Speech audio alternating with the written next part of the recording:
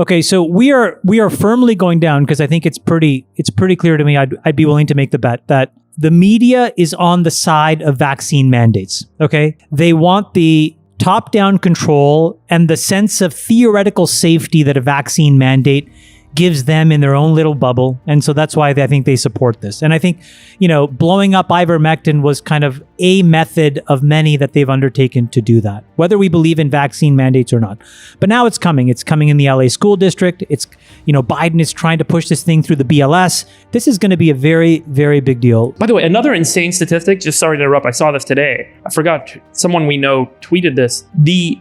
Who wants to guess the ratio of administrators to doctors in the US healthcare system? 300 to 1. Yeah, I saw it 300 to 1. Yeah. 900 to 1 today. Oh my God. And that is up from 5 to 1 in 1970. By the way, can I just build on what you said? 900 to 1. Your initial tweet said 300 to 1, and it ended in 2010, right before Obamacare passed.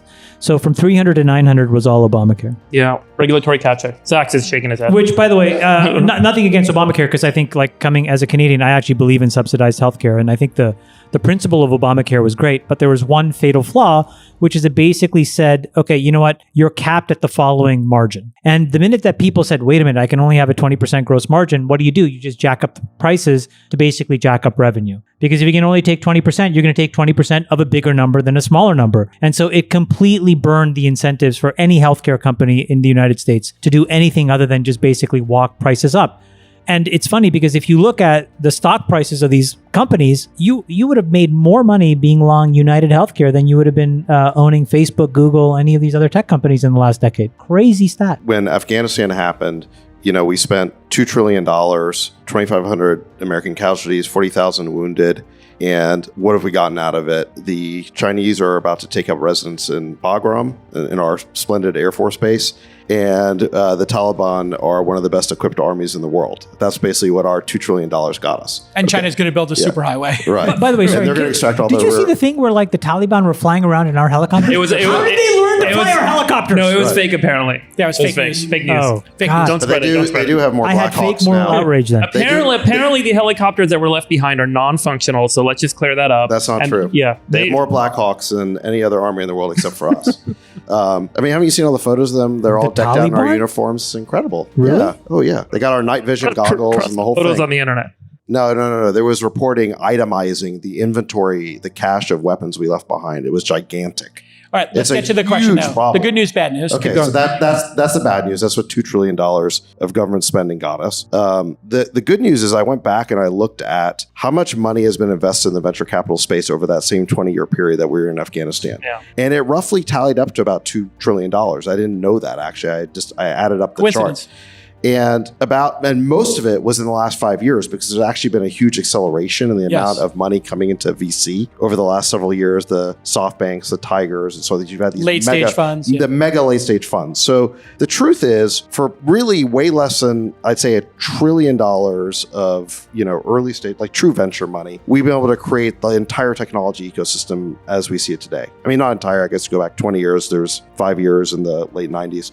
So the private enterprise system has accomplished so much with relatively so little money. You compare the efficiency of it, you almost wonder, how did we squander so much money in Afghanistan? How is it possible? It took active looting by many different forces to basically squander. I mean, think about every literally had to burn money.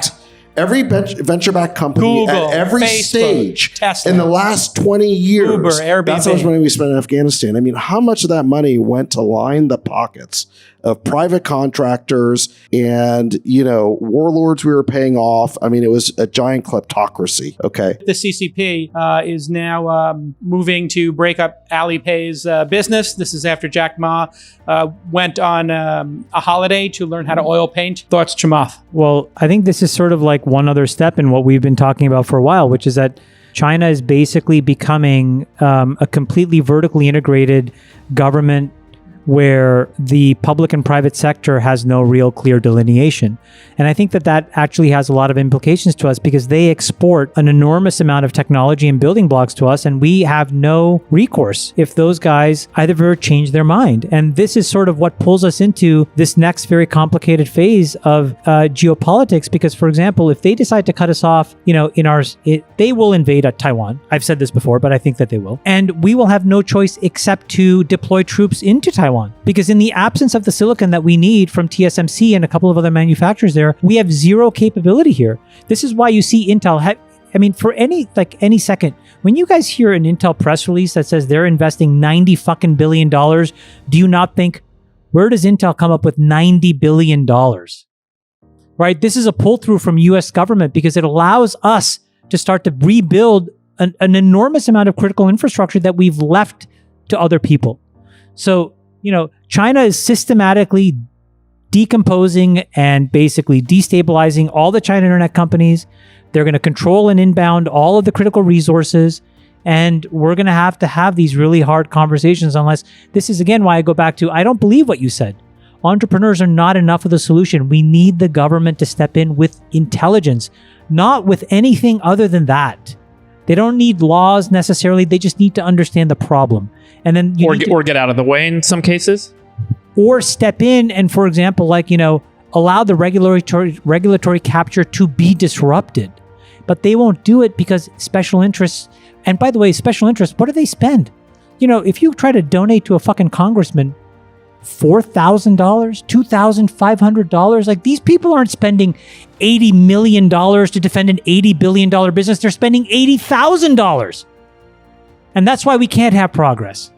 That's crazy to me. What do you think about decentralized crypto, finance in America? Should we allow it? Should we tax it? Should we regulate it? We should clearly allow it because this whole crypto stack, this whole decentralized finance stack that's being built could very well be the future of finance. And we certainly want to be ahead of that curve. Maybe there's some bubbles inherent in that.